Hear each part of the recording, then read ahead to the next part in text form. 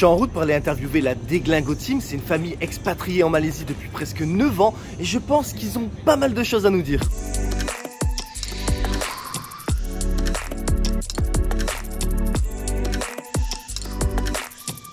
Salut les amis, c'est Monsieur Puss et aujourd'hui je suis à Kuala Lumpur en Malaisie pour interviewer la Déglingo Team juste ici. Ça fait 9 ans qu'ils sont expatriés dans ce pays et ils vont nous raconter tous leurs secrets. Et c'est parti de la Déglingo Team, commençons par le commencement. Pouvez-vous vous présenter? Vas-y. Galanterie. Alors moi c'est Didine, Adeline, maman de 2 petits bouts, Titi Hop et là. Tia. Coucou. On fait un coucou? Et puis personnage de la Déglingo Team en voyage. Voilà, on est expatrié en Malaisie depuis 9 ans, on est lorrain, 40 ans, 38 ans, et voilà, on kiffe notre vie au bout du monde en Asie, franchement c'est le kiff. D'accord, combien de temps déjà en Malaisie? Et ben depuis juin 2014, donc ça fait 8 ans et demi. 8 ans et demi. 9 ans. 9 ans. 9 ans, pas mal. Donc avant de rentrer dans le vif du sujet, j'aimerais savoir qu'est-ce que vous faisiez avant de vous expatrier? Vous étiez en France, c'est ça? Oui, alors on était à Paris, on a été à Paris pendant 5 ans et moi de formation je suis infirmière, donc j'ai travaillé en tant qu'infirmière à Paris. D'accord. À la SNCF. Infirmière à la SNCF? Oui, en médecine du travail. Il y a des infirmières à la possible, SNCF. ouais. Ah d'accord, ok. Donc infirmière à la SNCF avant de t'expatrier en... Voilà, puis on n'avait pas les enfants. Ok. Et toi, papa dame? Bah moi j'étais dans une, je suis dans une boîte, on vend du calcaire, on extrait du calcaire, on produit de la chaux. J'étais commercial France et en fait voilà, j'étais muté en Malaisie dans la même boîte, ça fait 15 ans après l'école, toujours la même boîte, donc le calcaire, les cailloux, c'est ma life quoi. D'accord. Le calcaire, les Vendeur cailloux. de cailloux, vendeur de rêves. De père en fils. De père en fils. Donc d'accord, en fait, donc du coup c'est ça qui vous a amené en Malaisie. C'est t'as eu une opportunité avec ta boîte. Grave. Alors, en gros, depuis notre voyage de noces 2009, fan du Japon, on est tombé amoureux de l'Asie. Et clairement, le Japon, ça nous a un peu mis, ouais, il faut qu'on aille en Asie. Après, on a commencé à voyager, tout ça et tout. Et après 5 ans à Paris, on avait fait la Thaïlande, Bali, plein de trucs. Je cherchais toutes les opportunités avec ma boîte pour voir s'il n'y avait pas moyen de s'expatrier. Et là, il y a l'opportunité d'une vie qui arrive. Mon chef, il arrive, il fait ouais, bah, il y a la Malaisie. Alors là, personne ne connaît la Malaisie. Tu connaissais pas la Malaisie? Ah non, En fait, notre but c'était quand même de s'expatrier vers l'Asie. le seul D'accord. but c'était d'être le plus proche possible du du Japon. Et c'est ça. Et on a dit, oh la Malaisie, trop bien tout. En fait, on a regardé, en fait, il restait encore 8 heures de 6 vol. à 7 heures, voire 8 heures de vol pour le Japon. Donc, ça paraît proche vu de France, mais c'est pas du tout proche. Non. Bon, vous avez quand même fait le plus gros du chemin. Ouais, grave, Voilà. voilà. Non, du coup, c'est cool. Et puis, bon, on n'a pas réfléchi longtemps. Hein. Ouais. Ils nous ont mis dans un avion, on est parti 15 jours visiter le pays. On a regardé un peu les apparts et on a dit, ok, let's go, c'est parti, on y va. Donc vous avez accroché direct au bout de 15 jours, vous avez accroché avec le pays. Ça Ouais. vous a Oui, plu? parce qu'en fait, vraiment, ça représentait l'Asie. Nous, enfin, moi, j'aimais personnellement les gratte-ciel. On arrivait en plein Ah ouais, centre-ville, voilà, tout Petronas et tout, donc j'étais refaite. Ouais, quoi. t'es gâté. Un Quoi. mélange de trucs pourris, trucs ultra modernes. C'était Ouais, ouais, voilà, ouais. Ah, le contraste, c'est vrai que ça c'est Puis, génial. ouais, c'était quoi là, c'est bien, c'est assez développé pour avoir une vie de famille et être bien. C'est pas bon, on aime bien aller dans des endroits un peu plus cheap, mais la Malaisie c'est bien. Bah, tu es à Kuala, t'es hyper moderne et tout, tu pars dans la campagne, il n'y a plus rien. Quoi, tu vois, et ça on adore, ça c'est cool. Ouais, on se voyait vraiment s'installer là pour 2-3 ans. 2-3 ans et ça fait bientôt 9. Ça fait bientôt 9. 9, et puis ouais, on va faire 10. Et à 10, on fera le point sur notre life. Le retour en France, on verra un jour, on sait pas. On est pas prêt, D'accord. on est pas prêt. Ok. Donc du coup, c'est quoi que vous aimez en Malaisie? C'est quoi qui vous plaît? Mais c'est quoi aussi ce qui ne vous plaît pas? Alors, ce qui nous plaît, bah déjà le fait que oui, on soit en Asie, on le ressent quand même clairement, tout en étant quand même un pays très multiculturel, parce qu'en fait, Clairement, la Malaisie, ouais, ouais, nous clairement. on s'attendait vraiment à voir des gens qui ressemblaient à des Indonésiens, et puis en fait, pas du tout. Il y a une communauté de Chinois, il y a une communauté d'Indiens, il y a une communauté donc malaisienne. Et puis beaucoup d'expats aussi, donc c'est vraiment un pays avec énormément Expat de tout le monde expats entier, du quoi. monde Ouais. entier, pas que des Français, il y a des Américains, des Espagnols, des Anglais, une grosse communauté anglaise, parce que c'était une communauté Australienne. australienne. Australienne énorme. Et du coup, voilà, en fait, on a en fait des amis du monde entier, quoi. C'est ça qui est bien. Puis après, ce qui est cool, c'est La chaleur, il fait chaud. Ouais, il fait chaud, franchement. Ça, c'est Pour super. des Lorrains, On n'a pas d'hiver. c'était refait quoi. Et Ça vous fait pas bizarre du coup quand vous rentrez en Lorraine? Moi, j'aime bien. Ouais, J'aime bien le froid. on veut montrer la neige aux Mais lui, enfants. il aime pas. donc, moi, je suis pas. Ça va. T'es devenu frileux? Ouais, en fait, s'il neige, il fait -5, ça va, t'es bien sec. S'il commence à faire 5 degrés, qu'il pleut, c'est un délire. Et du coup, ça, ouais, ça c'est le temps, clairement, la météo, elle a pas de. La météo joue, hein, parce que c'est vrai Sur que. le moral, la météo joue sur le moral. Ouais. Tu rentres en Lorraine, tu vois temps gris, les gens sont déprimés et tout. Ils viennent, et c'est les parents, ils sont venus encore là il y a 2 mois. Ouais. Le soleil, ça donne le smile, le soleil. Ouais, on se lève le matin, grand soleil, ça fait du bien, quoi. Toi, t'es du sud, tu sais, mais nous, pour des Lorrains, le soleil, c'est, il est là 30 jours par an. Ne pas se poser de questions sur quoi porter, quoi mettre comme chaussures. On s'habille tous les jours en t-shirt, robe. C'est vrai que la météo, ça joue. Et après, t'as vraiment la facilité de la vie. La vie est facile ici. D'accord. Pour un expatrié, c'est facile, parce que tout le monde parle anglais, c'est cool. T'es pas en galère, tu n'es pas au fin fond du Vietnam où t'es un peu en difficulté pour communiquer et tout. Là, tu parles avec tout le monde et ça joue à mort. Donc tu trouves que peu importe où tu vas en Malaisie, c'est facile de communiquer? Ouais. Oui, quasiment partout. Parce que même dans la campagne, ils parlent. Ils parlent toujours un peu anglais. En fait. C'est un anglais basique, de chez basique, c'est rustique quoi. Mais au final. Puis il y a toujours Google Translation. Ouais, mais voilà, par rapport à d'autres pays, tu vas au fin fond de l'Indo et tout, c'est compliqué. Ah oui, clairement, clairement. Ici, tu parles à tout le monde. Franchement, tu parles à tout le monde. Pour les enfants, la vie à l'expatrié est très facile. Elle est safe surtout. C'est vraiment. Les gens sont hyper bienveillants avec les enfants. Ouais. Il y a toujours quelqu'un, un petit œil bienveillant qui veille sur tes enfants. Donc du coup, tu trouves que c'est plus safe? Vous vous sentez plus en sécurité en Malaisie ou en France? Ah, évidemment. Sans aucun Il n'y a doute. pas de débat, il n'y a pas de question. Elle peut sortir le soir, on ne réfléchit même plus en fait. Ouais, moi je rentre le soir, je prends un taxi seul, je marche dans la rue seule, j'ai aucune. Et tu te crainte. poses même pas de questions Non, où poses pas de tel ou questions. tel quartier à éviter, tout ça quoi. Jamais.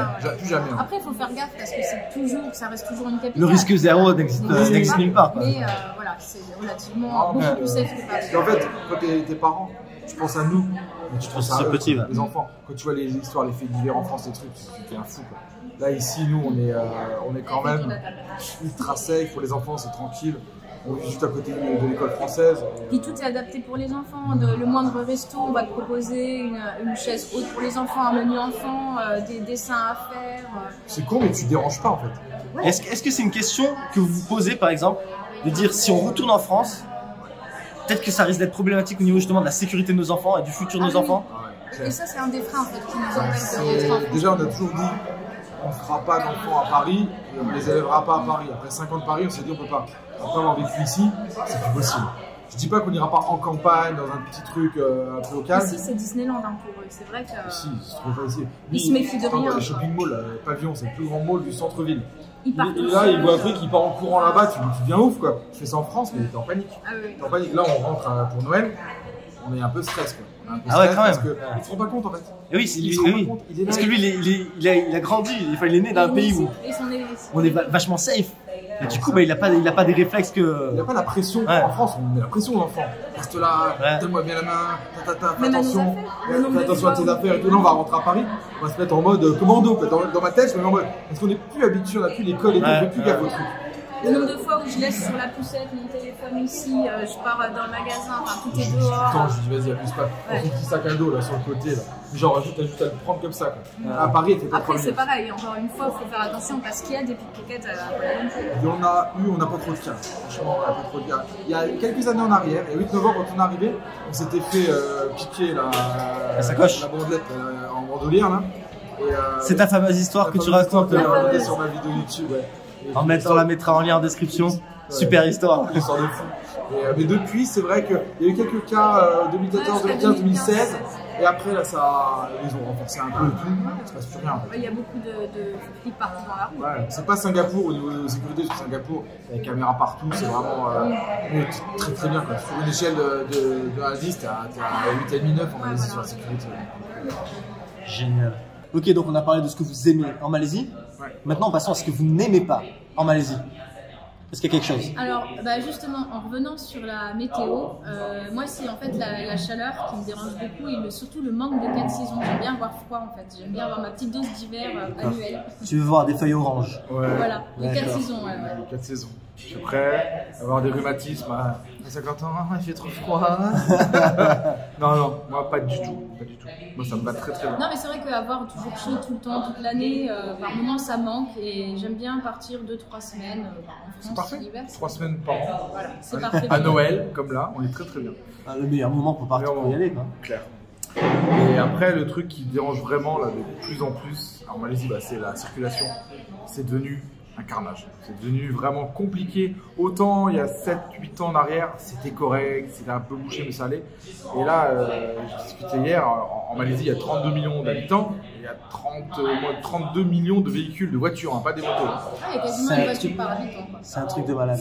C'est absolument dingue. Et là, le trafic s'est densifié. C'est absolument. Tu peux plus rien faire. Et s'il pleut, alors là, t'as l'impression. Ils savent plus rouler, les mecs. Ils sont là comme ça, c'est la panique. Allez, il y a une voiture en tête à queue. Là, t'as 2 heures de bouchon. Alors là, il pleut. C'est fin de journée, de 4 à 7 là, le soir. Non, mais en fait, il y a des bouchons. Il n'y a plus d'heures de pointe ou quoi que ce soit. Peu importe à l'heure à laquelle on prend la voiture. En fait, t'as des bouchons plus ou moins longs en fait. T'as des bouchons quoi qu'il en soit. Quoi qu'il en soit. Tu peux avoir, en fait, il n'y a pas de règle. Des fois, le midi, c'est vachement calme. Mais t'arrives à une construction d'autoroute un peu plus loin là-bas. Et là, ils ont fermé une route. Et là, c'est carnage. Pendant 1 heure, t'es bloqué. Ouais, parce qu'en fait, il y a de plus en plus de monde qui a des voitures, mais ils n'ont pas développé le réseau routier, il n'y a pas forcément. Ouais, ça n'a pas suivi quoi. Ça n'a pas suivi, c'est ça. Alors, ça commence. Ils essayent, hein, le Covid a bien bloqué tous les investissements, toutes les constructions, et ça aide pas du tout. Là, il y a des plans pour désengorger, on voit des trucs.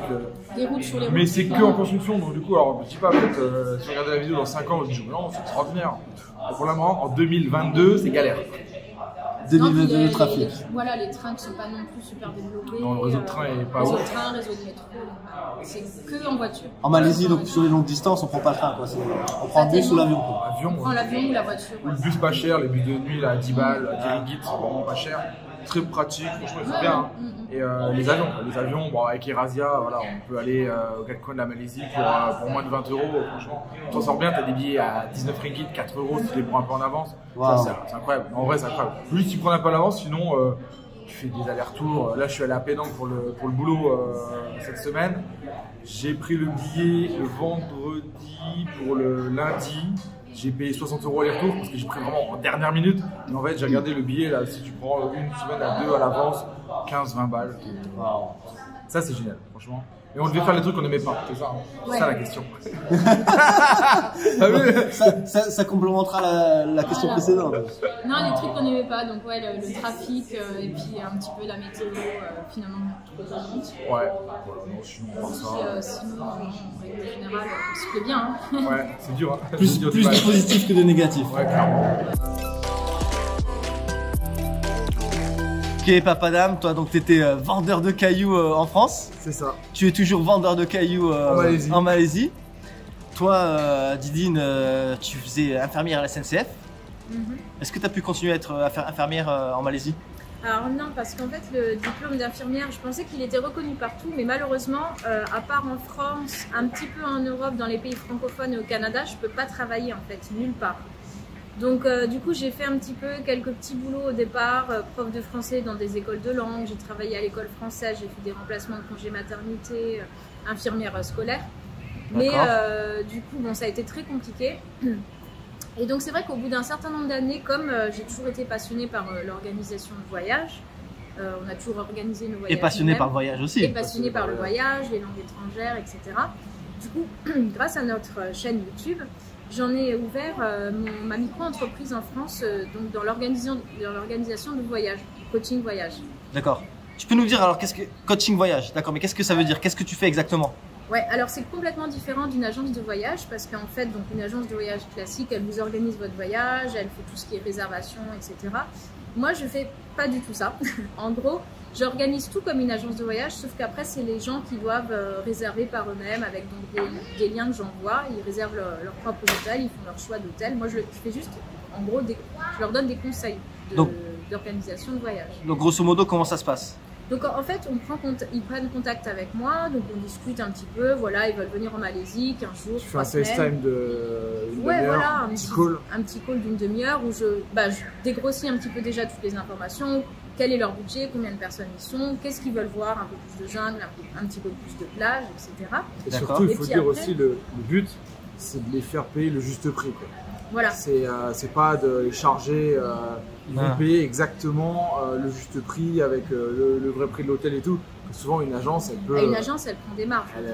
Chose que moi je fais pas en fait. Les gens me payent au forfait, donc peu importe le nombre de personnes qui sont, ils vont payer donc un package qui va aller de, on va dire, 100 € jusqu'à 300, 350 € en fonction de la durée de leur voyage. Et après, donc avec eux, ensemble, on crée l'itinéraire en fait, qui leur convient. Un itinéraire sur mesure. Sur mesure, parce qu'après, il y en a qui vont me dire, moi je veux rester une semaine à Kuala Lumpur, il y en a d'autres qui vont me dire, non, je veux rester une journée et je veux partir tout de suite. Donc vraiment, c'est eux qui valident au final. Et après, moi, je suis là en charge d'optimiser vraiment au niveau logistique les transports. Parce qu'en Malaisie, ça peut devenir compliqué de se déplacer entre chaque étape, ça peut devenir très long. Donc j'essaye de trouver vraiment le meilleur moyen de transport au meilleur tarif possible. Vous avez contact avec des taxis, voilà, des après j'ai des chauffeurs. contacts locaux sur lesquels en fait je ne fais pas du tout de marge, je leur fais payer vraiment. Après c'est eux qui sont en lien avec les personnes directes, moi j'interviens plus du tout. Et après donc une fois que l'itinéraire est validé, je leur envoie tout ce qui est lien de réservation. Donc eux après réservent les hôtels, réservent les transports, les avions, les chauffeurs de taxi. Ils cliquent juste sur le lien En une booking. soirée c'est fait, alors que bon bah, on sait très bien qu'en organisant un voyage ça peut durer un mois, En gros, 2 mois. t'as 4 clics à faire. Voilà, sur- c'est ça. sur En une Booking, soirée, bon. ça peut être bouclé. Et après, donc une fois qu'ils ont validé tout ça, qu'ils ont fait leur réservation, moi je rédige un roadbook qui récapitule tout ça. Ok. Et donc tu couvres quel pays? Alors je fais donc principalement la Malaisie, puisque j'y vis et que c'est plus facile pour moi.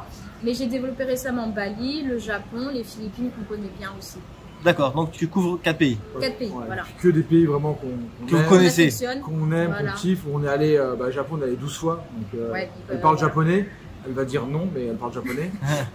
Mais... Ça fait 6 ans que j'ai Et arrêté. puis voilà, puis après, c'est vrai que c'est les pays qu'on adore. Et, D'accord. parce que c'est vrai qu'il y a ce modèle en fait, de coaching travel, on en voit plein. Et moi, je suis toujours étonné de voir des gens qui couvrent le monde entier. C'est-à-dire, ils vont t'organiser un voyage au Guatemala. Tu te dis, comment quoi? Bah, moi, clairement, je ne peux pas organiser un voyage dans un pays que je ne connais pas. Ah ouais, Je Voilà, me sens pas à l'aise. Tu veux être professionnel de ce que tu fais, Voilà, tu veux connaître le coin Exactement. et tu sais de quoi tu parles, quoi. Ouais. Voilà, c'est ça. D'accord. D'accord. Donc comment on peut te joindre s'il y a des personnes intéressées? Alors, bah, on a un site internet www.ladeglingoteam.com. Peut-être que tu mettras On le le lien. mettra en dessous et on le mettra aussi le lien en On a une page description Instagram, la Deglingo Team. On a une chaîne YouTube avec, pour donner un avant-goût. voilà, avec plus de 200 vidéos sur la Malaisie, mais même aussi sur Bali et sur le Japon. Donc voilà, on peut me contacter. Et d'ailleurs, une tous vidéo ces qu'on réseaux sociaux. a fait ensemble il y a 2 ans et demi, la première vidéo. Ouais. Sur notre chaîne et sur ta chaîne aussi. Et sur ma chaîne aussi, ouais. Le top des rooftops. Les Vous rooftops. êtes dans le top des rooftops. Ouais, ouais. Et toi, on avait fait quoi? On avait été à Kampung Baru manger dans Ouais, c'était C'était cool. sympa. C'était sympa. Donc pratiquement 9 ans que vous êtes en Malaisie. Ouais. Le boulot, tu bosses dans la vente de cailloux. Voilà, c'est ça. Et Mais du coup, comment ça se passe en fait niveau visa Ouais. pour toute la famille? Parce que bon, j'imagine que toi, tu as le visa par rapport à ton boulot. ouais. Mais comment ça se passe pour toute la famille du coup? Alors en gros, quand tu débarques dans le pays, moi ma boîte m'a envoyé de France. Donc, c'est le cas d'expatriation le plus royal, c'est royal. Facile. C'est la boîte qui va gérer ton visa de travail et ils te font un visa de travail pour 2 ans en fait. Ouais. Qui est renouvelable 2 ans, 2 ans, 2 ans. Ok. Tu payes à chaque fois. Alors la boîte elle paye en gros quoi, 1500 ringgit, ça fait 300 € pour 2 ans. C'est la boîte qui couvre les frais. C'est la boîte qui paye. En tant Ok. qu'expatrié, c'est trop cool. Après, donc, moi je peux bosser, donc, j'ai le working permit et elle a un dépendant de passe. Tout comme les enfants. Tout comme les enfants. Et ce qui est important à savoir, c'est qu'un dépendant de passe, elle n'a pas le droit de travailler. D'accord. C'est illégal pour elle d'aller bosser, je ne sais où, à droite à gauche. Voilà. Et D'accord. donc, du coup, nous, ça, on savait très bien. Évidemment, on s'est dit, bah, c'est bien qu'elle bosse et qu'elle soit dans la légalité. Donc, en Malaisie, tu as un truc qui s'appelle Talent Pass, qui te permet, une fois que tu es dans le pays depuis plus de C'est 3 ans. 3 ans et que tu gagnes plus de 15 000 ringgit de salaire, donc ça fait 3 000 €, Mhm. tu peux appliquer, donc postuler pour avoir ce Talent Pass. Donc c'est un working permit de 10 ans, 2 fois 5 ans, qui permet donc à moi de travailler, à elle de travailler, et tout le monde est sous le working permit. Et ça, c'est le Talent Pass, c'est un peu le Graal en Malaisie, tu l'as au bout de 3 ans. Et attention, parce que tout le monde ne peut pas l'avoir. Ouais. Mais du coup, c'est plus lié à ton entreprise. Comment ça se passe? Là, en fait, moi, que la boîte m'a dit, je leur ai dit, j'aimerais bien avoir le working permit, le Talent Pass, parce que c'est plus facile, elle pourrait travailler et tout. Ouais. Et donc là, je l'ai payé, en fait, on a partagé avec la société. Et en grosso modo, c'est un peu de paperasse, un peu de truc, mais tu dois postuler avec un titre particulier. Tu dois apporter quelque chose à la Malaisie. D'accord. Je suis Voilà, considéré faut que tu comme sois un expert en cailloux, tu vois. un expert en cailloux. Voilà. D'accord. Et ça, tu dis, bon, ok, en gros, il n'y a pas d'expert en cailloux en Malaisie. Allez, c'est bon, on valide. Voilà. Je la fais grosse, Ouais. mais voilà. Mais... Oui, parce qu'il y a des talents de passe qui sont refusés, par exemple, notamment dans tout ce qui est food and beverage, la restauration, parce qu'en fait, Voilà, tout ce qui les peut se trouver locaux peuvent- facilement, Voilà, voilà. les locaux peuvent le Il faut bien faire. donc, protéger le taf des l'emploi locaux. local. C'est logique. Hein. Et du Voilà, coup, ils veulent que des gens qui apportent quelque chose à la Malaisie. Après, tu peux te battre 1, 2, 3 fois, repostuler. Ouais. Au bout d'un moment, ça passe. Parce Ouais. qu'il y a déjà des refus, ça passe. Mais voilà, mais il est bien. Donc là, on a un visa de 5 ans, donc jusqu'en 2024, et après renouvelable jusqu'en 2029. Tous les 5 ans, d'accord. Voilà, tous les 5 ans, donc c'est cool. Et Ok. franchement, c'est le bon plan. Après, Là, ça facilite le fait que je puisse travailler. parce qu'après, bon, là, les gens qui regardent la vidéo vont peut-être venir en touriste, ils auront leur visa de classique à 90 jours, il n'y a même pas besoin de visa, c'est à l'arrivée. C'est vrai, c'est le tampon à l'arrivée. Tranquille, classique. Et sinon, après, il y a un autre visa, c'est le MM2H. Ça veut dire Malaisie, Malaysia My Second Home. C'est pour les gens qui veulent venir vivre en Malaisie, plutôt les retraités.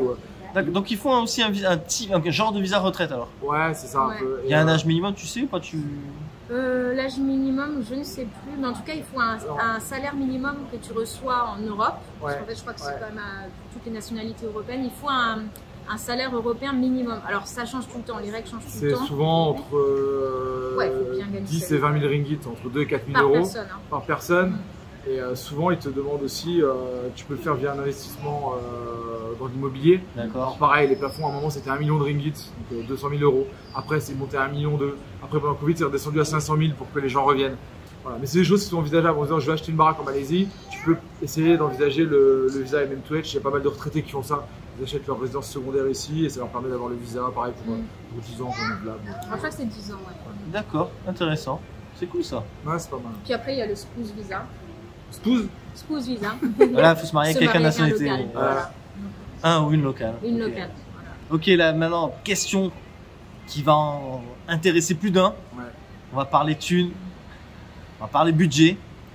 Donc pour une famille de 4 comme vous, Ouais. plus ou moins, Ouais. quel budget est nécessaire par mois Par mois, ouais. pour avoir une vie normale? Ouais, ça, pas un truc. Pas survivre quoi. Ouais, pas survivre. Pas la vie luxueuse, mais Ouais, pas voilà. survivre non plus. Une vie normale. On peut dire, souvent on le dit, parce qu'on a pas mal de fois la question dans les vidéos, il faut entre 20 à 25 000 ringgit par mois. En fait, entre 4 000 à 5 000 euros par mois. Pour une famille de 4. Pour une famille de 4. On va dire, ah putain, c'est cher et tout machin. Si vous venez avec 2 000 euros, un salaire et tout, 10 000 ringgit, franchement, vous allez profiter de rien. Vous allez galérer. Parce qu'il ne faut pas oublier qu'il faudra payer une assurance santé. Pour 4. Pour 4. Ça tabasse vite, c'est vite 500 balles par mois. Puis on sait qu'avec les enfants, on va tout le temps chez Avec le les médecin. enfants, franchement, Donc, on a pété tous les budgets cette année de docteurs, de Covid, de tests, de machin. L'assurance, elle voulait même plus nous rembourser à la fin tellement on était là-haut. C'est vrai. Donc ouais, on a fait sauter les plafonds. Elle qui se fait le ligament croisé, la rééduque, le truc, bref. Donc l'assurance santé à ne pas négliger, c'est vrai. Et le deuxième, l'éducation. Alors oui, vous allez pouvoir éventuellement les mettre dans des écoles locales, très peu de gens qui le font, compliqué, ou alors dans une école internationale. Nous, on les a mis à l'école française. Il faut compter l'école française qui est la moins chère? en maternelle ou au CP. Attention, c'est quand même 6 à 7 000 euros l'année par enfant. Waouh! Donc ça te fait 500 euros par enfant, donc 2 enfants 1000 euros, plus 500 pour l'assurance. T'as déjà 1500 euros, t'as rien fait encore. Ouais. Tu Tu mets, t'es pas logé? tu t'es pas logé. Après, tu mets un petit loyer. Alors, loyer, on va te faire des trucs cool. Ouais, Tu peux trouver vraiment des trucs un peu éloignés à 2000, 2500 ringgit, donc 4 à 600 euros. Un truc confortable, Et propre. un truc confortable près du Grand. lycée comme nous, c'est du 4000 ringgit, c'est du 800 euros par mois. C'est très bien, tu as 3 chambres, c'est quand même grand, c'est 180 mètres carrés. Sauf ici, les espaces sont grands toujours. Tu as 3 toilettes, 3 salles de bain, ça sert à rien, mais c'est comme ça. Donc là, tu es à 800 euros, tu es bien. Donc là, tu es déjà à 1005, 2003, tu n'as pas commencé à faire quoi que ce soit. Tu n'as Ouais. pas mangé, tu n'as rien fait. Voilà. Et après, le reste, bah, c'est pour vivre, c'est pour manger, c'est pour les activités, Payer tes factures. payer les factures, payer tes billets d'avion pour rentrer en France de temps en temps. Donc ouais, à 4000 euros, voilà, tu commences à être, t'es bien. Et si tu arrives à 5000 euros, c'est mieux. Mais voilà. Je pense que 20 000 ringgit, c'est le minimum pour être correct. Parce que 1700 euros de rab, grosso modo, pour manger, pour sortir un peu, pour faire des Oui, activités. parce que pareil, faire tes courses, si tu manges local, que tu te fais à manger local, c'est sûr que c'est pas cher. Ouais. Mais nous, au bout d'un moment, ben, c'est vrai qu'on ne sait pas cuisiner local, on va faire nos courses un peu plus avec des produits importés, ben, notamment le lait, les courses. Ça chiffre direct. Faut pas se dire, ouais, moi je vais en Malaisie, j'ai envie de vivre pas cher, je vais au bout du monde, je vais manger local tout le temps et tout. Vous Non. le dites au début, enfin, ils se le disent les gens, hein, mais ça dure 1 mois, 2 mois, 3 mois, 4 mois. Après, tu passes devant le stand raclette, tu vois un bout de raclette, là, tu fumes, tu vois 40 euros le kilo, tu te dis, allez.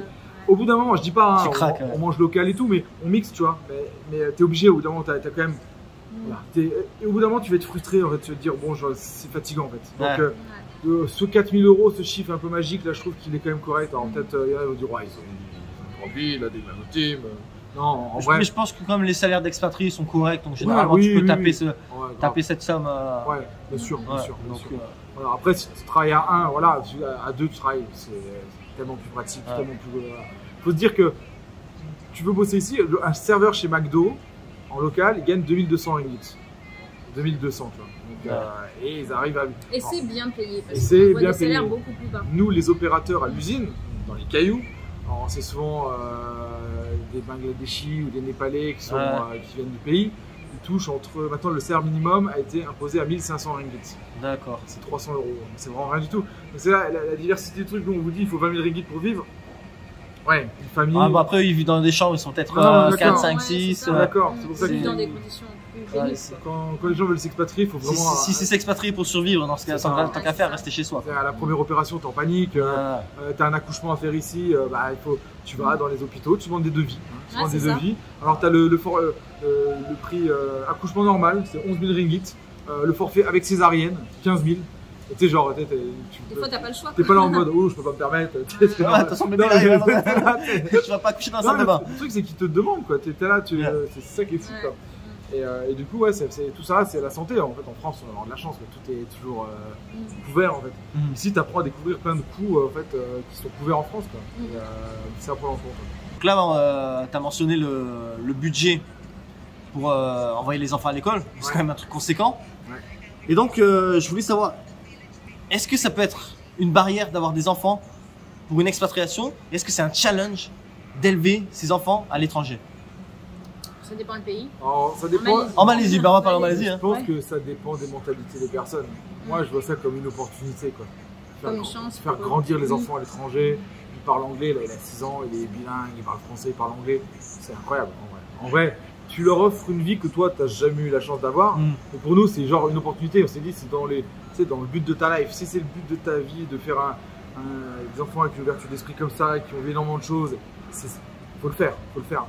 Après, un frein, ça va dépendre de la personne, en fait. Si les gens ont peur, t'es pas chez toi, t'es au bout du monde, t'es loin, c'est compliqué, c'est que t'es pas prêt. Mais en vrai, T'as pas les grands-parents. t'as pas les grands-parents, t'as d'autres trucs, t'as des nannies, Ouais. mais en vrai, ça se fait. En vrai, ça se fait. Et la Malaisie, pour ça, c'est une expatriation ultra facile pour les enfants. Peut-être, franchement, en termes de coût, le rapport qualité-prix, vie, Mm. c'est facile. Ils ont plein d'activités, ils vont au foot, ils ont les cours de piscine, des trucs. Ils ne feraient pas le cas en France. En France, Non, parce que c'est plus cher et puis t'as moins le temps. Ah, Et, moins le temps, et puis c'est vrai que t'as pas forcément de nounou. Nous, on a une nounou qui est là à temps plein. ouais. C'est vrai qu'elle s'occupe d'un, tu fais une activité avec l'autre ou inversement, donc ça c'est plutôt cool. Après, on parlait tout à l'heure de la sécurité, ça c'est clairement c'est pas un frein du tout, C'est justement génial, au hein, contraire. si vous êtes en panique en France et qu'ils veulent pas. Franchement, tu viens en Asie. En général, l'Asie avec un grand A, c'est déjà safe. La Malaisie, c'est très très safe. Et on a vraiment moins peur pour les enfants. C'est un souci en moins. Quoi. C'est un souci Un en vrai moins. souci en moins, c'est un vrai point positif. Il n'y a pas de frein du tout.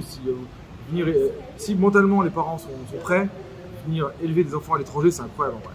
En vrai, c'est incroyable. Bah, d'ailleurs, vous avez pris la décision de faire vos enfants en Malaisie. Ouais, c'est ça. Et nous, en fait, c'est ça. En Donc, fait, parce qu'on voulait pas les faire en France, on voulait pas les faire à Paris À surtout. Paris, surtout. À Paris, parce qu'on s'est dit, bon, c'est compliqué la vie, on n'était pas sûr, sécurité et tout.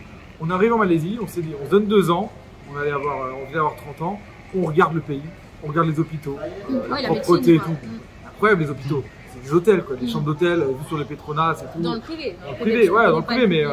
le public, c'est un peu.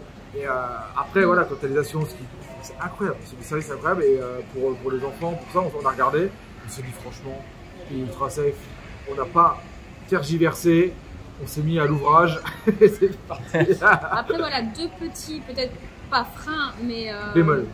Petit bémol, voilà. Élever les enfants à l'étranger, nous, je sais que, enfin, moi personnellement, là, ils commencent à grandir, les grands-parents commencent à vieillir. Donc, ça peut être un frein aussi si on est vraiment très proche de sa famille comme moi. D'accord. Où on se voit pas souvent. En plus, là, 2 ans et demi de fermeture avec le Covid, ils ont pas C'est vu compliqué, grandir ouais. les enfants, ils ont pas vu naître la petite. Donc, ça peut être un frein C'est le aussi, vrai point, l'éloignement avec la famille. Le vrai point négatif, en fait. C'est Voilà. pour les petits. Donc là, on rentre à Noël, c'est clairement pour les enfants et les grands-parents. Ouais, ouais. Après, ça dépend de l'âge des parents, quoi. C'est vrai que ça des parents de 55, 60 ans, c'est très cool, quoi, ça bouge. Après, dès que c'est plus vieux, ça peut être compliqué, mais ça dépend, ouais, si t'as des parents un peu globetrotters et tout, il n'y a aucun souci, quoi. C'est sûr que si t'as des parents qui sont jamais sortis du fin fond de la Creuse de toute leur life, Des fois, c'est le voyage d'une vie, tu vois, mais ouais, nous, c'est vrai qu'on aime bien rentrer, du coup, c'est vrai que c'est un petit on aime bien rentrer une fois par an, puis on aime bien les faire venir au moins une fois tous les 18 mois. Ils adorent venir. Ils adorent la Malaisie. En fait, ils n'avaient jamais bougé en fait, hors de France quasiment. Et ils sont arrivés ici, ils ont dit « Ah ouais, on a compris pourquoi vous aimez. Vous êtes trop bien là, mais restez là. Restez là en fait. » Ah oui, ils veulent qu'on Alors que elle dit « Oh, mes parents me manquent. » C'est dingue quand même. Donc ils ont... c'est bien qu'ils vous poussent à vivre votre meilleure vie, quoi. Voilà, ils voient les conditions dans lesquelles les enfants grandissent et ils nous disent mais ne rentrez pour rien au monde, ils sont trop bien ici. Eux, ils pensent aux petits-enfants évidemment. Ouais, et puis ces conditions-là, ils ne les trouveront pas en France, les classes surchargées et tout, enfin c'est compliqué. Donc c'est vrai que les grands-parents nous poussent à rester. C'est cool. Et après le deuxième petit bémol, donc on parle bien d'enfants en bas âge, mais c'est vrai qu'à partir du moment où les enfants commencent à faire des études, c'est quand même plus pratique de faire ses études en Europe, en France, aux États-Unis, en Angleterre. Je pense au niveau des écoles, des universités. Voilà, les écoles sont très bonnes jusqu'au bac, à l'obtention du bac, au niveau bac. Mais après, dès qu'on commence à vouloir faire des études, si on est expatrié avec des enfants de plus de 18 ans, bah, c'est vrai il y a beaucoup de Malaisiens, les jeunes Malaisiens, ils vont partent à l'étranger. En Australie étudier, en Angleterre pour la médecine. Donc pour les grandes écoles. Ouais. Oui, mais bon, après là, ils sont plus autonomes, donc c'est une autre histoire aussi. Voilà, mais c'est l'âge à laquelle les gens commencent à rentrer aussi parce qu'ils placent leurs enfants à l'étranger, ils se voient rester ici en Malaisie loin de leurs enfants, donc ils disent bon bah, c'est peut-être le moment. On voit beaucoup de familles un peu plus âgées, peut-être ils ont 50, 55 ans, où les enfants sont en terminale, ils passent le bac au lycée français, ils se félicitent et tout. Et là c'est les grandes eaux parce que les enfants, un part en Espagne faire une école de kiné, l'autre il part en Angleterre faire une école d'Inde. Et c'est vrai que souvent les parents en fait, ils ont tellement kiffé le pays, souvent ils restent en expat en Malaisie parce qu'ils bossent là. Ça donne des familles un peu modernes en fait, j'ai envie de dire, ça reste comme ça, mais c'est voilà, c'est important.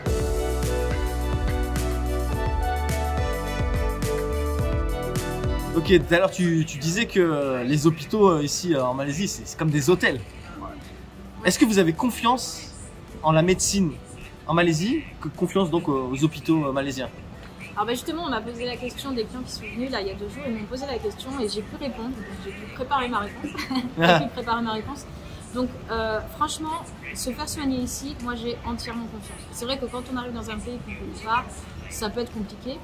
Mais j'ai même plus confiance, j'irai même plus loin en disant que j'ai plus confiance de me faire soigner ici qu'en France maintenant. Parce que en fait, bon, je parle encore une fois du privé parce que c'est les 2 hôpitaux que je connais. Prendre un rendez-vous chez un spécialiste, voilà, on va pas attendre 3 mois ou 9 mois pour avoir un rendez-vous chez l'ophtalmo. Ça, c'est quand même plutôt plaisant. Incroyable. Après, donc moi j'ai eu mes 2 accouchements ici, entièrement confiance aux médecins. Chambre d'hôpital, seule, chambre d'hôtel, on a le choix, ils viennent avec la carte des menus pour choisir son repas, télé dans la chambre, enfin vraiment on est traité comme si on était à l'hôtel. Ouais. Et au niveau des soins. Et au niveau des soins, nickel, franchement. Après, le seul petit, encore une fois, bémol, les médecins sont très bons, sont des très bons techniciens, très bons... Très professionnels. Très professionnels. Formés en Angleterre. Formés en Angleterre, ils parlent tous anglais quasiment. Et alors, le seul petit bémol, c'est le côté relationnel. Moi, je trouve que les médecins français sont plus dans le relationnel, dans l'empathie. Le médecin local est plus... ça sort pas du cadre. Bonjour, vous avez un cancer. Voilà, ce sera temps. Ils ne prennent pas de gants. Donc, j'en viens donc au sujet du côté un peu commercial de la médecine ici. C'est vrai que comme on paye tous nos soins, on va demander des devis régulièrement dans les hôpitaux si on veut se faire opérer du genou. Donc voilà, c'est vrai qu'en fait, ils vont vous donner le diagnostic et après, bah voilà, ça coûte temps. Et ils peuvent forcer à la consommation. Ils peuvent forcer, hein, ils peuvent forcer à la consommation. Donc le bémol, c'est vraiment le côté commercial. Ouais, c'est vraiment le côté commercial. Ils peuvent te mettre 2-3 nuits de plus parce que au final, l'hôpital, il est. Donc c'est oui. Tu payes quoi. Donc ils te. Oh, vous restez 2-3 nuits de plus et tout. C'est à nous à mettre un. Alors autant en France, ils veulent te mettre dehors rapidement, mais ici, ils veulent te garder. Parce que c'est un business. Pour être sûr que vous allez bien, on va vous garder. Et en fait, on sait que c'est pour l'argent, quoi. Souvent, les familles françaises qui écoutent, t'entends les femmes qui disent ah, ouais, c'est moi, bon, j'ai fait un scandale. J'ai fait un scandale, je suis sorti au bout de 3 jours, c'est bon. En France, on sort à 3 jours, moi je sors à 3 jours. Et t'entends les expatriés français qui disent ça, quoi, parce que ils sentent qu'ils veulent te garder, parce que c'est X euros la nuit, et c'est un vrai business. Donc, Mais après, non, les équipes sont très sympas. Enfin, franchement, vraiment très très confiance en la médecine ici. Et donc, du coup, j'ai une petite expérience dans un hôpital. Alors, pour le coup, il est semi-privé, semi-public, donc un petit peu d'expérience dans l'hôpital public aussi. Où vraiment, donc ce côté commercial est vraiment, on le ressent vraiment, parce qu'en fait j'avais été donc employée dans cet hôpital-là avec mon diplôme d'infirmière, mais pas pour faire des soins, je n'avais pas le droit de toucher aux patients. Mais c'était parce que comme j'étais française, européenne, j'avais pour ton image, en un fait. espèce de petit pouvoir de rapporter de Son la rôle, c'était Pierre. Personal relation, c'est quoi? Ouais, patient liaison officer. Ah ouais. Il fallait qu'en fait, dès que je voyais un blanc rentrer à l'hôpital, que je me l'accapare et que je lui vende en gros un soin. Venez, Ouais, ce on truc de fait fou, ça, Ouais, voilà. Et comme, voilà, c'était ce côté commercial d'un commercial, hôpital. force de vente, Et quoi. puis, Wow. tu connais des Français, tu es dans la Ouais, communauté, ils pensaient tu peux que en parler j'étais autour, dans la t'as communauté plein de monde et française. elle a été embauchée pour ça. Et Waouh. t'allais à l'hôpital le matin, tu faisais quoi en fait? Ah, rien. C'est ça. En fait, j'étais à l'accueil et dès que je voyais un Européen rentrer dans l'hôpital, il fallait que je m'en occupe. Peu importe qu'il était anglais ou quoi que ce soit, il fallait que je m'en occupe. Et que je force à la vente en fait. Ouais. Et moi, Wow. justement, j'ai pas aimé ce côté commercial de la C'est médecine bizarre. ou ouais, encore un petit peu d'autres facteurs commerciaux dans la médecine. C'est que, par exemple, ils vont faire venir un dentiste à l'école pour faire de la prévention. Et à la fin, ils vont nous donner les business cards en fait, ils vont nous faire venir chez le dentiste quoi. Donc tu te dis à un moment donné, ok, tu fais de la prévention, mais la prévention c'est censé être gratuit. C'est un business pas- en fait, c'est de la publicité. C'est la publicité, mais tout est comme ça ici, ça n'a rien à voir, je vous le dis quand même. Il y a eu les pompiers qui devaient venir au condo la semaine dernière pour faire une démonstration pour les enfants. Sam le pompier, Ah oui, le marketing était trop Non, bien, mais Sam le la pompier. pub Sam le pompier, les enfants, ah, trop bien, il va y avoir les pompiers qui vont venir à la maison. C'est vrai qu'on voyait déjà le camion de pompiers Je te arriver jure, avec la grande. 2 heures dans la salle, grande échelle. 2 heures de blabla dans la salle. Où Les ils te gosses, ils montrent tenaient plus. des accidents. Là, la dame elle fait attention pour les enfants, là, ça va les heurter. Il fallait Tu vois qu'on leur des cache les mecs yeux. cramés et tout. Qu'est-ce qu'ils font et tout. Il fait, Oh, et, oui, Dieu. et là, ils te disent oui, parce que si vous n'avez pas de détecteur incendie, Et donc, ils font blabla. Et à la fin, c'est il fait, de leur produit, quoi. bon, comment alors, vous voulez combien de détecteurs incendie? Combien de. C'est un peu la théorie par Ah ouais, la peur. d'accord. Donné ouais. par la peur, quoi. Ouais, Ouais. on fait peur pour pouvoir vendre nos extincteurs. Donc, Wow. c'est- Et dans Les limites. Dans la médecine, c'est pareil, en fait. C'est, Ouais, ouais. Alors il y a un sujet qui intéresse beaucoup les Français, ça leur tient à cœur, c'est la retraite. Donc du coup, comment vous faites pour la retraite? C'est ton entreprise qui cotise directement ou vous faites votre coussin tout seul? Alors, bonne question, très bonne question. C'est bien préparé l'interview. Quand j'étais expatrié, c'est-à-dire que j'appartenais à ma boîte française qui m'a envoyé en Malaisie, t'es expatrié, tu es toujours sur le régime français et tu es à la retraite française classique, comme si tu étais employé dans une société en France. Donc ça c'est Tu payes tes cotisations. tout pareil, mais tu appartiens toujours au régime français, c'est tout pareil, c'est le meilleur cas d'expatriation, que tu sors pas du système, tu perds pas d'années de cotisation, tu perds rien. En fait, moi les 7 premières années ici, j'ai continué à cotiser comme si j'étais en France pour aller avoir mes 42 années. Donc ça, c'est fait. Après, bon, il y a de moins en moins de sociétés qui font des expatriations. Il y en a beaucoup qui disent, bah, voilà, vous êtes en Malaisie, bah, vous passez en contrat local. Donc c'est ce qui m'est arrivé, donc je suis bien passé pour savoir, il y a 1 an en arrière. Je suis passé en contrat local malaisien. C'est donc, eux qui t'ont dit maintenant ce sera comme voilà, ça. maintenant c'est fini la fête, tu vas passer en contrat local, donc il y a pas mal de primes d'expatriation qui sont plus là et tout, tu es payé 100% en ringgit, c'est-à-dire local, et du coup tu sors du système français quoi. D'accord. Sauf que là, donc maintenant, moi j'aurais dit, bah, j'aimerais bien rester dans les mêmes conditions qu'à l'époque, donc tu peux payer ce qu'ils appellent la CFE, la Caisse des Français à l'étranger. En fait, grosso modo, c'est un montant prélevé sur le salaire chaque mois, qui est renvoyé en France et qui continue à cotiser pour des trimestres de retraite. Donc tu continues à avoir tes droits, donc du Voilà. coup, sécurité sociale, retraite et tout ça, tout ça. Tout pareil. Donc là, pour l'instant, on est dans ce modèle-là, CFE, ça paye, là le forfait doit être 500 € par mois, un truc comme ça. Et, la boîte paye, et du coup, moi, c'est comme si j'étais en France et j'avance vers mes 42 années de cotisation. D'accord. Ça, c'est plutôt cool. Les gens ne sont pas obligés de faire comme ça. Déjà, des fois, les boîtes ne payent pas. Ouais. Souvent, il y a des gens qui peuvent le faire soit volontairement, c'est-à-dire ils veulent continuer à payer naturellement à la retraite. Sauf que ça, c'est vraiment la retraite typique française. Bah, grosso modo, tu es retraité à 65 ans. À la fin, bah, tu vas commencer à toucher ta retraite. Sauf que si, bah, j'exagère, hein, tu vois très bien, hein, tu décèdes à 66 ans, bah, tu auras cotisé toute ta vie pour un an. Bon. C'est ce qui arrive à mon père. Hein. Voilà. Donc, comme ça. Voilà, c'est pas, il n'y a rien de politique dans tout ça, mais c'est une réalité, c'est ce qui arrive. Ouais. Et souvent, les expatriés ici, ce qu'ils font, c'est vraiment de la retraite par capitalisation. D'accord. Ils prennent leur argent, ils l'investissent dans différentes choses en fait, qui va leur permettre, ça peut être de l'immobilier, ça peut être plein de choses. Leur but, c'est de générer finalement un revenu passif pour la retraite en fait, en se disant, bah, cet argent-là, moi, au lieu de le donner à la caisse de retraite tous les mois, je le prends, j'investis dans un appartement, j'investis dans des SCPI, j'investis dans des choses où j'investis, je les place dans un petit rendement à 5%, en se disant, j'aurai, avec tous les mois, je sors 500 €, à la fin, j'aurai peut-être sur 30 ans, à 5%, j'aurai peut-être 300 000 €, et le jour de ma retraite, voilà, j'aurai 300 000 € en cash. Voilà, c'est un mode différent, il y en a qui font comme ça. Mais du coup, c'est sûr que là, tu sors du système français, tu n'auras pas tes 42 années de cotisation, et imaginons que tu as cotisé 20 ans, bah, tu auras une partie de retraite française, plus ton capital disponible au moment de la retraite, quoi. Et il y en a beaucoup qui font ça en tant qu'expatriés, et ça se défend clairement, et en fonction de ta vision du monde, ça se fait. Ouais. Et nous, on est encore pour l'instant dans le premier système, on est encore en mode français. Pour l'instant, on est en mode français. Ouais. D'accord.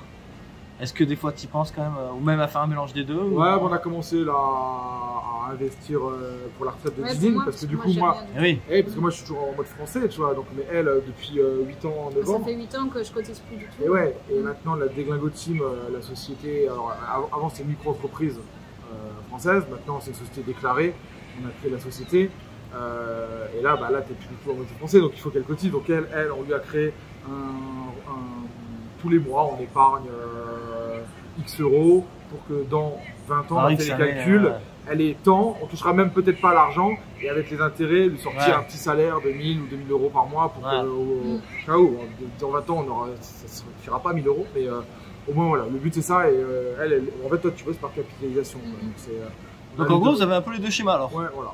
D'accord. Bon, enfin de ce que vous racontez, tout a l'air de bien se passer en Malaisie depuis toutes ces années, tout est beau, tout est rose. Mais est-ce que tout est vraiment beau, tout beau, tout rose? Est-ce que vous avez rencontré des difficultés, notamment au début de votre expatriation? Au début, ouais, parce que l'installation c'est jamais facile. La barrière de la langue, clairement. Moi j'ai dû prendre des cours d'anglais. Je me débrouillais un peu à l'écrit, mais l'oral c'était compliqué. Il fallait parler anglais, c'est obligatoire. Ouais, c'est obligatoire. Si on ne parle pas anglais, c'est compliqué. Si les gens ne parlent pas anglais et qu'ils viennent ici, c'est très compliqué. Tu peux rien faire en vrai. On parle pas, on peut pas faire du Shakespeare, hein. Juste un anglais basique, franchement, sujet, verbe, complément, et basta quoi. C'est suffisant pour se débrouiller quoi. Mais c'est vrai que le début, toi, tu as appris des cours d'anglais quoi. Bah, je dirais que la communication en règle générale, même si on parle anglais, elle peut s'avérer compliquée des fois, parce que même si les Malaisiens parlent anglais, par moments c'est vrai qu'on ne se comprend pas. Enfin, ça peut être compliqué, hein. C'est vrai que des fois, même encore maintenant, après 9 ans, il y a des incompréhensions. La culture différente. Tu penses à un truc, tu penses à un autre. Ouais, des fois, on voit dans la société le nombre de miscommunication qu'il y a. Quand tu dis A, parce qu'ils n'ont pas une façon de communiquer comme nous. Leur façon de penser n'est pas du tout la même. Et ça, des fois, en vrai, ça rend ouf. Au bout d'un moment, tu te dis, mais c'est pas possible. Dans le travail. Parce qu'en fait, le français est persuadé que c'est lui qui a raison. Le français est persuadé que c'est comme ça qu'il faut faire. Ouais. Et des fois, en fait, au bout d'un moment, tu te dis, non, mais c'est pas possible. Des fois. Et ça, des fois, ça peut créer des tensions en fait. Donc, est-ce que tu as eu des remises en question même? Non, mais j'ai vu beaucoup de choses dans ma boîte. Moi, personnellement, pas trop, mais dans ma boîte, des gens qui sont persuadés d'avoir la science infuse et qui veulent imposer et qui arrivent un peu en mode colon où moi, je sais, j'impose. Et ça s'est souvent très mal passé parce qu'au final, les gens ont fait des expatriations flash. Au bout d'un an, ils se sont dégagés parce que c'est pas adapté. On est en Asie, les gens sont tous très gentils, on ne s'énerve pas, on ne lève pas la voix, on garde le smile, même on pète un câble parce que tu as demandé un café chaud, il t'a donné un kebab, et bah tu dis quand même merci, tu vois. Non mais tu dis merci, mais là, il faut jamais s'énerver ici. Et ça c'est vrai que des fois… En plus c'est surtout que ça sert strictement à rien de s'énerver. Ça avancera rien. Surtout ici, hein, c'est encore pire. Ils vont encore plus traîner les pieds. Donc ça ouais, c'est des trucs un peu compliqués, c'est la communication qui peut être pas évidente du tout. Et qui peut amener des trucs improbables quoi. Des fois, oui, après au final on en vient à rigoler. Parce qu'on est chill, on est tranquille. Et il y en a des gens qui débarquent en fait, qui sont un peu stressés, qui débarquent, je sais pas moi, de région parisienne, qui sont toujours au taquet et tout. Au début, on les voit arriver souvent en expatriation. Tu vois, le service, on n'aura jamais les 4 assiettes en même temps à table en même temps, c'est impossible. Et moi je voyais des gens qui disaient allez, on mange pas en même temps, on n'est pas servi, les serveurs, et tu sens parce qu'on a la culture de la table, l'art de la table en France. Et tu sens que ça leur, tu vois, être un peu mal poli quoi en fait avec eux et à hausser le ton, et ça non, ça c'est des choses, alors c'est pas un mauvais côté, hein, c'est juste c'est différent, et faut s'adapter, et on n'est pas chez nous. Voilà. Clairement, c'est ça, voilà, c'est ça. Et justement, C'est ce qu'il donc, faut se rappeler à chaque fois, quoi. se rappeler justement parce que du coup j'en viens à on n'est pas chez nous, ça me fait penser au Covid. Non, Donc, deuxième grosse difficulté, mais je pense que bon, Ça a été horrible. tout le monde a été Ouais, mais là, affecté c'était- par le Covid, mais en Asie particulièrement, on a quand même senti qu'on n'était pas chez nous. On a senti tout se refermer en fait, hormis bon, les fermetures de frontières, etc. Mais on a quand même senti à un moment donné que ouais. l'occidental était visé parce que Pas du racisme, mais. ouais, on ne respectait pas les règles. Enfin, nous, on les respectait, c'était pas le problème. Mais on sentait que la communauté occidentale ne respectait pas les Il y règles. avait. Que si le Covid repartait, c'était dû aux étrangers. En fait, à un Ah, moment, nous. il y a les dingueries, t'allais dans les bars à Chankat, Ouais. centre-ville. Mm. Ils avaient réouvert les bars, réouvert les restos. Le seul truc, c'est que tu avais la distanciation sociale. Sauf que bah, tu allais dans les restos, tu réservais une table pour 4. Alors, ils te mettaient une chaise, une table, une chaise, une table, tout pour bien porter un compte. Et donc là, tu buvais un coup avec tes potes et tout. Et là, bam, 23h, le samedi soir, descente de police. Ils arrivaient avec des gros camions et ils embarquaient les 100 expats qui étaient dans les trucs. Tous Mais au poste, non. tous au poste. J'ai des potes qui ont été embarqués. Hein. Alors qu'au final, ils disent mais qu'est-ce que j'ai fait quoi. Et là en fait ils disent distanciation sociale. En fait, à un moment ça les énervait que finalement c'est vrai que les locaux restaient tous à la maison, mais ils avaient rouvert les restaurants. Et en fait à un moment tu as une période d'après Covid où tu voyais que les expatriés qui sortaient un peu et tout. Ouais. Et là tu avais des rafles.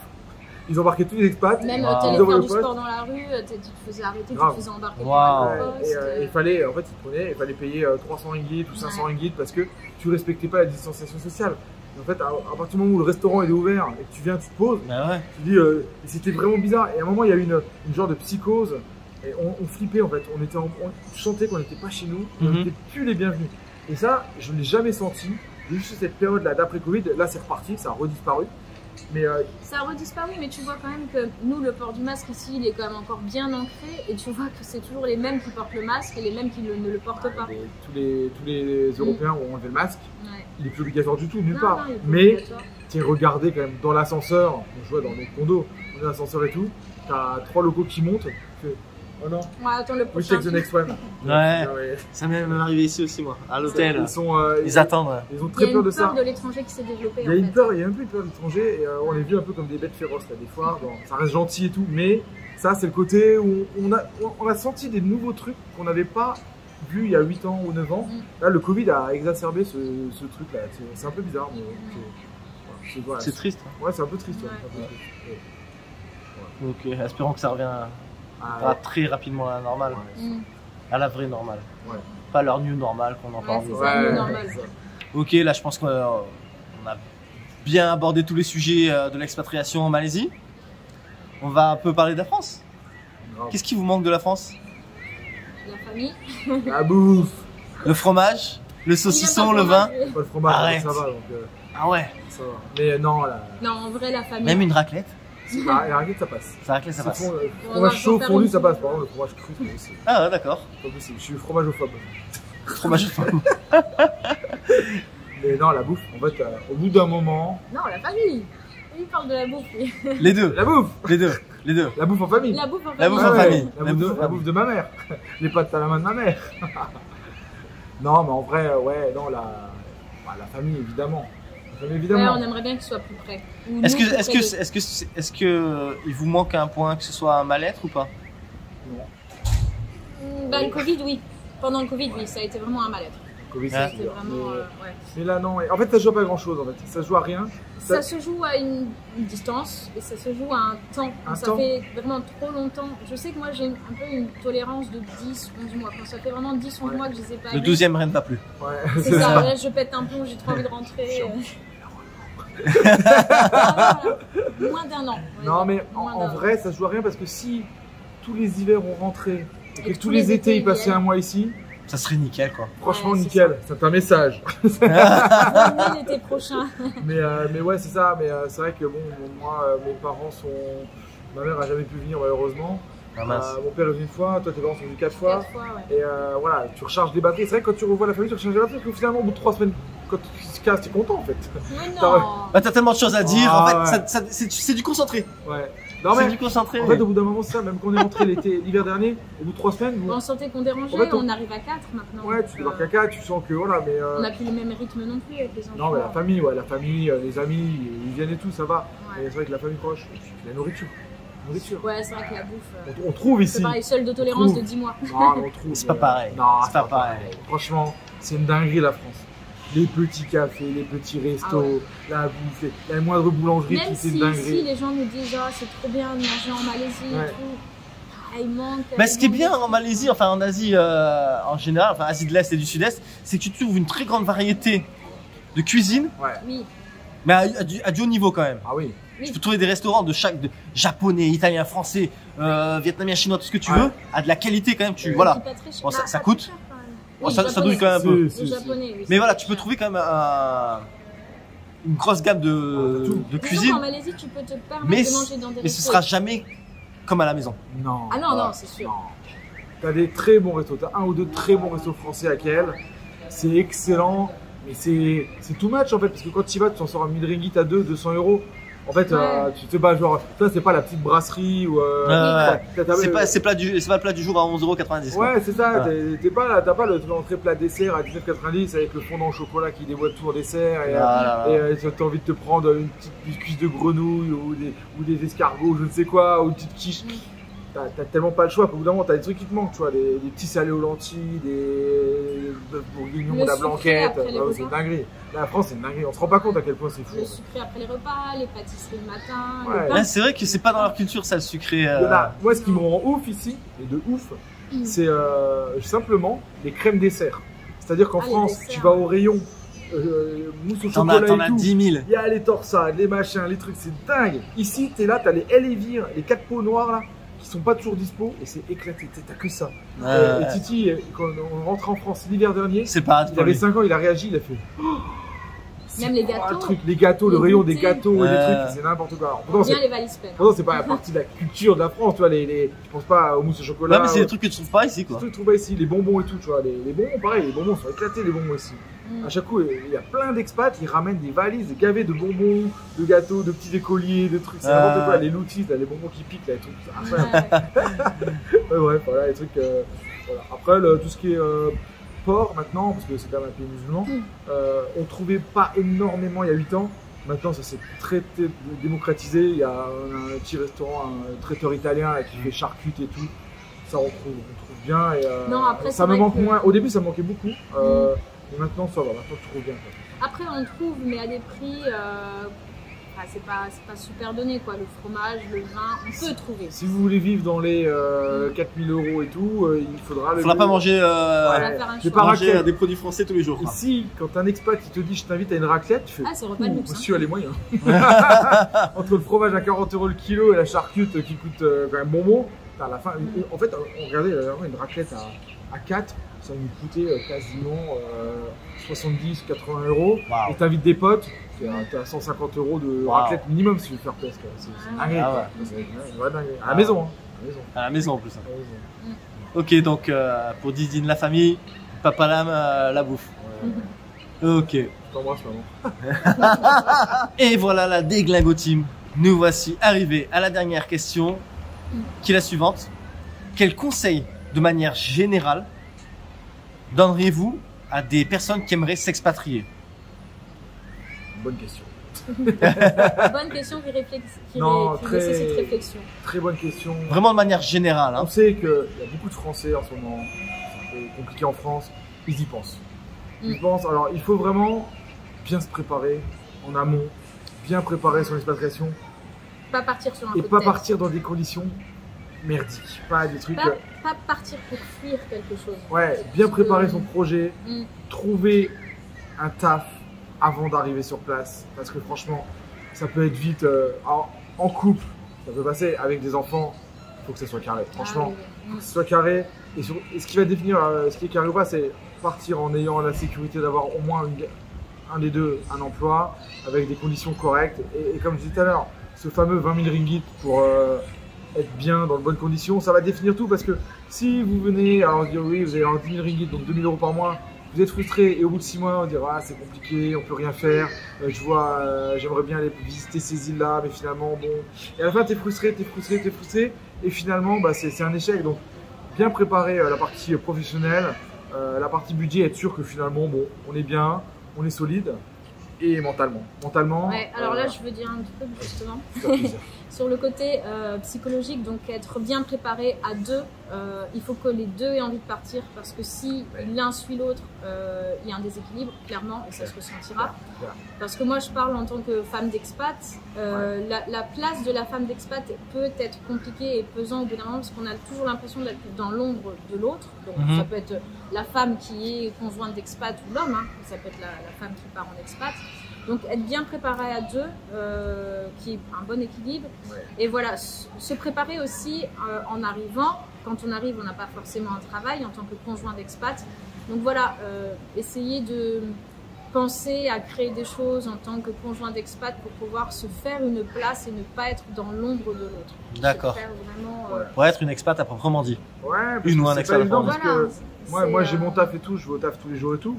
Ne pas avoir l'étiquette de s'occuper que des enfants et de la famille, et voilà, juste être la femme d'eux. Ouais, d'accord. L'homme d'eux. Parce que c'est pas évident en France, c'est vrai que les hommes et les femmes travaillent, souvent les couples travaillent à quasiment.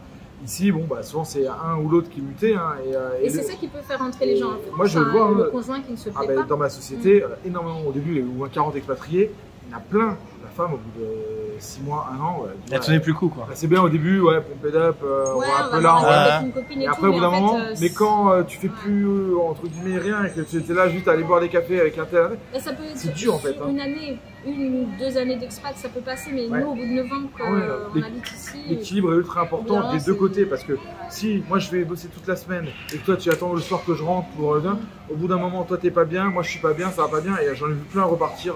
Ça, c'est donc est-ce que tu penses que ton activité a du coup t'a aidé à... Ah oui, clairement. À ce niveau-là. Clairement parce que bon, bah, moi j'ai eu des difficultés à trouver du travail ici. Si j'avais pas développé ça, je pense que, et si ça n'avait pas marché, si ça n'avait pas été la bonne idée, on va dire, bah, au bout d'un moment j'aurais dit on rentre parce que je me plais pas. J'ai envie de retrouver mon travail. T'es pas épanoui professionnellement, en France tu l'étais. Ici après tu as réussi, c'est long. Hein. Au début ça paraît incroyable, tu vois, c'est trop bien. Quand on a des petits-enfants, des enfants en bas âge, ça va parce qu'ils nous occupent bien. Mais là ils commencent à grandir, à aller à l'école, les journées seraient super longues si j'avais pas mon activité. Je t'ennuierais vite. C'est hyper important. Ça c'est vraiment un gros conseil. Préparez-vous bien, que ce soit le garçon ou la fille. On avait vu aussi des femmes et des hommes au foyer s'occuper des enfants et tout. Et qui à la fin qui pétaient les câbles. C'est trop bien et tout.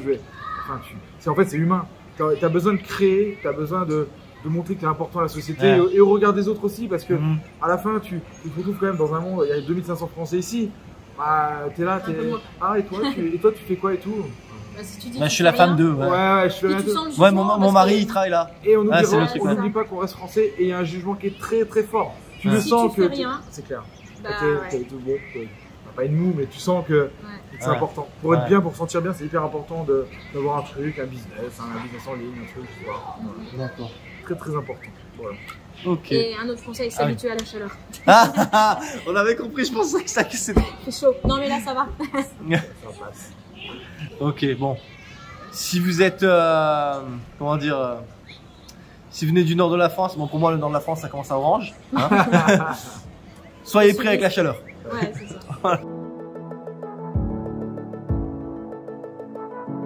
Et voilà les amis, c'est la fin de cette vidéo. Merci à la Déglingo Team d'avoir accepté l'invitation. Merci pour votre témoignage, franchement je pense que ça va intéresser plus d'un. Vous avez bien m'ablaté, c'était super sympa.